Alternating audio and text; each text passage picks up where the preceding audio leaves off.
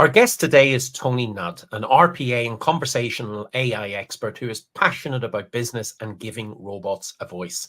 Tony has more than 25 years experience with RPA and automation technologies, and he shares a tremendous amount of wonderful content online. And we're very grateful today to have Tony with us to share his expertise and experience.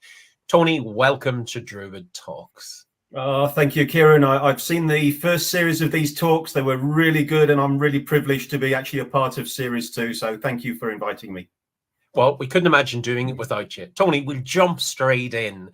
You share a lot of RPA, conversational AI, and voice assistant content online. What is your experience of those technologies? Cool. Thanks, Kieran. So I started off with business process management a few years back now, probably turn of the millennium.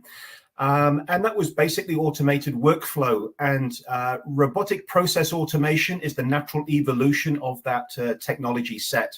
And so I've been spending a lot of my previous years automating business processes within organizations, both on a personal productivity automation, but also on end-to-end process automations like HR onboarding, mortgage processing. And what was really exciting about having the ability to do conversational AI is that rather than use my keyboard and type commands, I can now either use my keyboard to have a conversation with my automations, but more excitingly, I can actually switch on voice and speak through a headset to my voice, to my robots. And those robots can actually talk back to me, and we can have a conversation with each other. Now, I started doing that a year ago, and that in itself was just blew my mind that I could do that. But then with the explosion of ChatGPT and these larger language models, this is now added an even more nuanced effect, because it's almost like I'm having a human conversation, but with one of my robots. It's absolutely amazing what's happening. It's phenomenal, the pace of technology. I have to say, I get inspired on a daily basis. And I love watching your content, Tony, because you do the personal piece where you look at it and drive your own productivity, and you also look at the business side of things. If we were to focus on the business side of things for a moment, then where do you think conversational AI's role is in an enterprise world? I think it's all around that whole self-service model, whether that's a self-service of one of your external customers or self-service for employees internally as well. A tremendous amount of time is spent supporting your colleagues, say internally. So for my own team, I get lots of requests for information that really they could probably find themselves if they spent a bit of time. But of course, time is something that's very valuable and people don't have a lot of. So it's easier to ask a colleague, or obviously if you're a customer, it's just easier to ring the company and ask rather than go through pages of information. The advantage of having a conversational AI now is that we've gone beyond just the FAQ, answer a quick question. And of course, previously that question had to be exactly correct. Otherwise the answer would be, I'm sorry, I don't understand. Whereas now we've got this nuanced effect of being able to actually speak to the robot or speak to something, and it will actually have a conversation and guide me to what it is I need, and then provide the answer in natural language. And this has been the shift. We've been able to emulate simple conversation that's been very stifled, very logic, a bit like Mr. Spock on Star Trek. And it was a little bit, stilted. Whereas now it really is conversational. And, the power of this technology is not just in English. I can actually have a conversation in English to a robot that only understands French. And it will do the translation for me, and it will translate back. The fact that we can have this sort of polyglot ability is just amazing and mind-blowing, and it's only just starting now. Organizations are only just seeing the power of this, and it's the cusp, and that's what's really exciting for me as a technologist. Think it and say it, then generative AI and ChatGPT can create it. And I do think that, much like yourself, what we will be able to do will only be limited by our own imagination. So it's exciting times in technology world as well. You've, Tony, been showcasing fantastic examples of combining a technology that I love which is robotic process automation, with a conversational AI platform with Druids. What are the lessons you've learned as you've been doing this? What have your experiences been? And would you mind sharing those with the audience as well? Sure. Yeah. I think first of all, obviously, you have to start with the conversation, and then you build the automations to complement that, or you start with the automations and you build your conversational flow around the automations. I obviously start with the automations. That's my space. And so what I found was I had a library of reusable business robots. Some of them, as I mentioned before, are personal productivity. So create an email, create a calendar entry, update a spreadsheet, update the CRM. And previously, I would have to manually start these robots. And I would also have to programmatically get data to and from them if they didn't have any systems that they could easily read. By combining conversational AI, it means that the robot will wait for a set of data. It will then say to the conversational AI, this is the data I need. The conversational layer will then guide me into collecting the data it needs. It'll say, Tony, you want to create an email. Who's the email to? And then the robot will find that person in my address list and confirm that it's the right person. Then what's the subject? And we can start building this up. Now, I don't know about yourself, but I'm very much somebody that likes to sort of think things through. I talk aloud when I'm thinking. I actually like to walk up and down a little bit and pace. I'm really annoying like that. And maybe over a year ago, or just over a year ago, I was unable to do that. I was tied to a keyboard and I had to use my fingers to type. I do this as a keyboard. I'm not one of these, my daughter's brilliant at it. Her thumbs fly around as well. I'm not. I'm a plodder with a keyboard. I've now been freed up, and it really has revolutionized the way I do my own sort of work and work for the company. And if it's helping me, I'm sure it's going to help thousands of people as well. It really is a revolution that's just about to start. Yeah, I wonder, is it, Tony, that keyboards are not the most natural thing? We weren't born tethered to one, although we've probably spent our careers tethered to one. I often think that language is the most natural thing in the world. And therefore now we've reached an evolution with computers where we can actually have that natural conversation and it feels more human and it just feels like a better way of doing things. What's your thoughts? 100%. I actually, although I've been in technology all my life, my degree was actually theology. And but I'm a technologist. I did electronics before the theology, and I've done my computing afterwards. And I had to switch my brain from logical, maths type thinking to something totally different. And what I found was my creativity when addressing theological problems really accelerated when I was talking to my student colleagues about subjects. And that's really where the creativity came. A lot of people are saying creativity is now dead because of these large language models. We don't have to think anymore. There's no reason to create. But that's because I think we've been limited by use of the keyboard.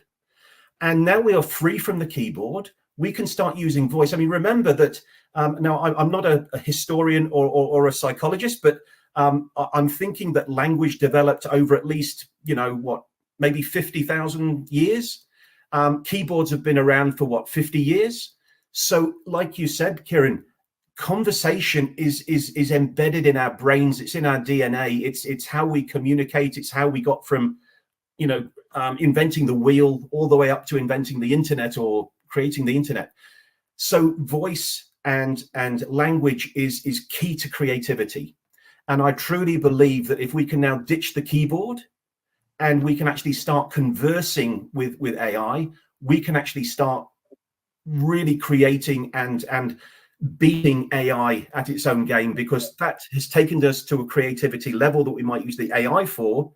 And then we can stand on that shoulders of that creativity and create even more. And I believe conversation is key to that.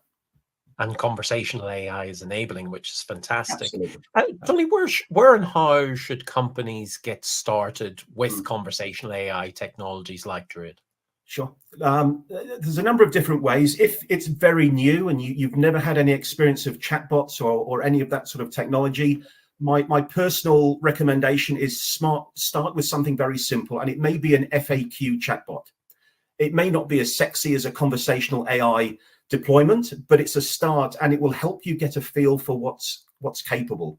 You then set the architectural foundations, and I guarantee within 6 months to a year, you will have moved on from that simple FAQ chatbot into more conversational flow designs. And it really is with a really good interface, and Druid is really drag, drop, and configure. There's very little coding, if any at all, and it's very visual. And so to be able to create these conversational flows, and the Druid platform chains them together as well. So you create these intents, which are basically what to do if a certain phrase is found. And then by pressing the train button, as if by magic, this conversational ability takes over. And when it recognizes a particular phrase, it will jump to whatever flow that phrase belongs to. And it really is creating conversations with technology. And if you've got RPA robots at the back of that as well, even more powerful. Yeah, that's the bit I like. The combination of the two, where conversational AI extends the functionality of the bots, and the bots extends the functionality of conversational AI. Tony, you've mentioned a couple of things there, designers and flows and dragging and linking items together. What should companies look out for when they're choosing a conversational platform? What are the things that need to tick the box to allow them to create these great conversational and productivity experiences over time? Yeah, I mean, certainly a graphical design interface is needed. Some chatbots still require scripting and is very, lots of, I wouldn't say coding, but lots of scripting line by line. It's not very visual. There's no diagrams. It's very sequentially written. I know they're powerful, but you would have to have a lot of experience to get the best out of them. Really, what you want to look for is a graphical interface. Preferably something that supports a library, so that you're not having to redesign all the time. You can leverage what you've previously built. And also, organizations like Druid provide ready-made frameworks, so that if you are going, I need something for HR, there's a ready-made, and it may be 60 to 80% fit for purpose. Plug it in, and then you just spend your time just tweaking it and configuring it just to meet your particular needs. This is why with the right platform, you can actually get going within literally days rather than weeks or months with a more traditional coding style approach. Yeah, it is that difference. I'm delighted seeing what I call low code, no code tooling, because technology shouldn't be complicated. We've all the technology we'll ever need in the world to some degree, although I'm constantly surprised, particularly with generative AI since it's come out. But we've all the technology we need in the world to get things done. With that in mind, Tony, what should companies do, or what would you advise in order to get an ROI out of the conversational platform? Because ultimately, that's kind of what they're meant to be doing. Oh, sure. Again, it goes back to that, let's start with something simple. And obviously, often the simple things are the most effective. So we have a very large supermarket chain in Australia, for example. And during COVID, they went from bricks and mortar to having a very strong online presence. And the first thing that they had was this inundation of calls coming through going, where's my order? And also, when is the store open? How long does an order take to deliver, etc.? These are general FAQ style questions, and that's what they started with.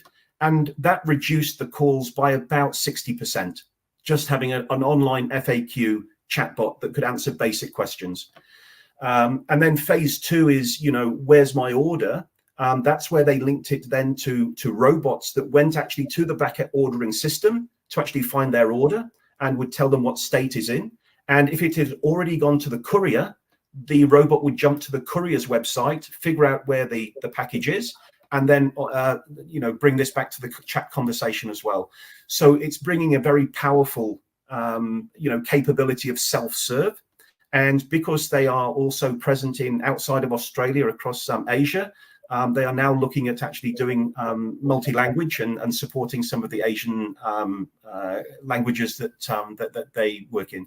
So again, they started reasonably small, but the ROI was almost instantaneous on the savings of, you know, allowing their call center staff to actually concentrate on the real heavy duty problems that customers have, and not the simple, you know, is the store open down the road? Yeah, it's interesting, isn't it? Because a fantastic use case, and I go back to what I said earlier on. The use cases for conversational AI and RPA are just limited by our own imagination. It shows you what you can do. Tony, we mentioned earlier on ChatGPT, generative AI. We cannot have a conversation without mentioning it these days. And I think that is going to be the case going forward. How do you see ChatGPT in the context of conversational AI for businesses? Yeah. As I mentioned before, I think it's fantastic that we are able to have a technology that's able to create natural language responses. And I see that as a plus. There is also a danger that, and let's just take ChatGPT, the open source, publicly available version for now. The problem with that is it has been trained with everything on the internet. That means it's been trained with everything true on the internet, and it's also been trained on everything that's not true on the internet. So the responses that you get, it's hit and miss whether the data it's getting is correct. Okay, so it's very easy for an employee, or if you've got a customer that's kind of linked to ChatGPT as well, to either go down a rabbit hole that they don't really need to, because it's so open and varied on what it can do. Or it could actually be providing information that may not be sensible or correct for that user. And this is where the conversational flows really come in, having that first line conversational AI layer before we get to the ChatGPT.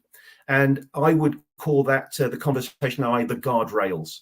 So you can actually have your conversational flows making sure that the user, whether that's a customer or an employee, is asking the right questions and not deviating and going down some sort of rabbit hole you don't want them to.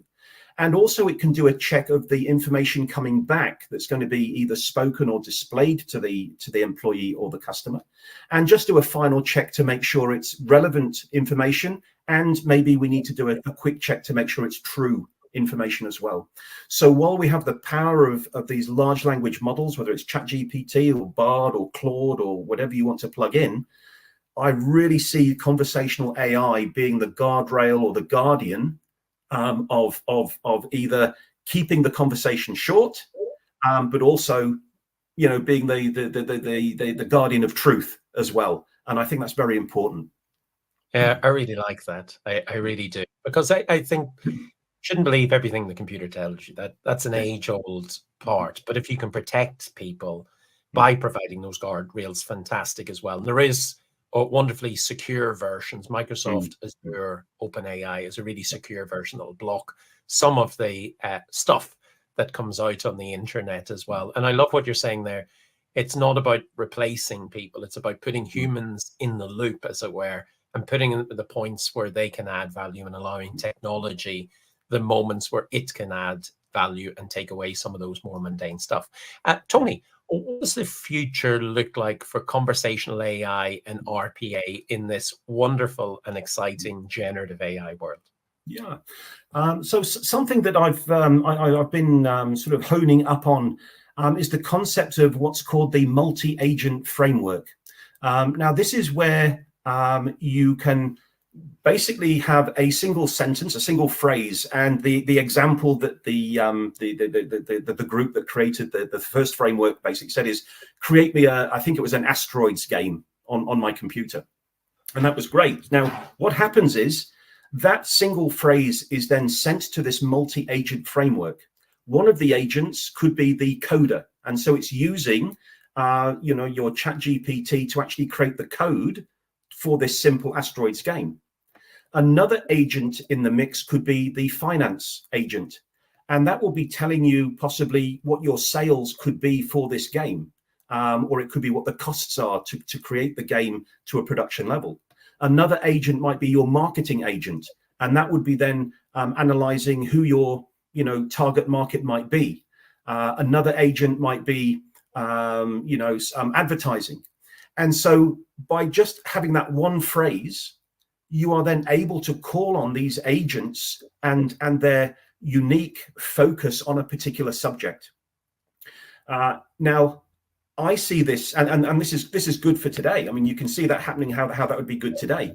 But imagine in the future where these agents are not owned by the company or a particular conglomerate, but actually individuals own that agent. And I could be an independent consultant, and my speciality could be, I don't know, Lego, building things with Lego. And for whatever reason, company X needs a Lego building expert. I could then provide my learning model that I've trained with my brain and put all my information into that model, and it could be plugged in, and I could be hired for that model for the period of time they need it. Then I can unplug it and move it on. So it could be a very interesting concept where actually we're bringing back ownership of our IP, and we're not just losing it to this sort of big mesh of Microsoft and Google, and losing control over what it is that's unique about our offering. Oh, wow. That sounds to me like almost like an ecosystem of value where the end user, in other words, us, obtain or abstract some of this value, as opposed to big companies maybe making billions and billions, which just shows you the art of the possible, and goes back to what we were saying earlier on at the beginning of the talk, in the middle of the talk, Tony. Our life ahead with conversational AI and RPA will be limited by our imaginations only. There are two technologies that I adore. Now, the fact that both of those technologies can combine to be even more effective in a generative AI world just brings me unending joy, and it makes me excited to see what the future is. I see, and you and I have been in these technologies for the last numbers of years, when you see the progress that has happened in the last 2, 3, and 4 years, and you can imagine the progress that is going to happen in the next 2, 3, and 4 years ahead, we live in truly exciting times, and I can't wait to see what unfolds. Tony, thank you so much indeed for sharing your expertise and knowledge with our Druid Talks audience. We really appreciate it. Thank you, sir. Thank you, Kieran. It's been an absolute pleasure, and look forward to watching your next guests in this second series. Thank you. Thank you.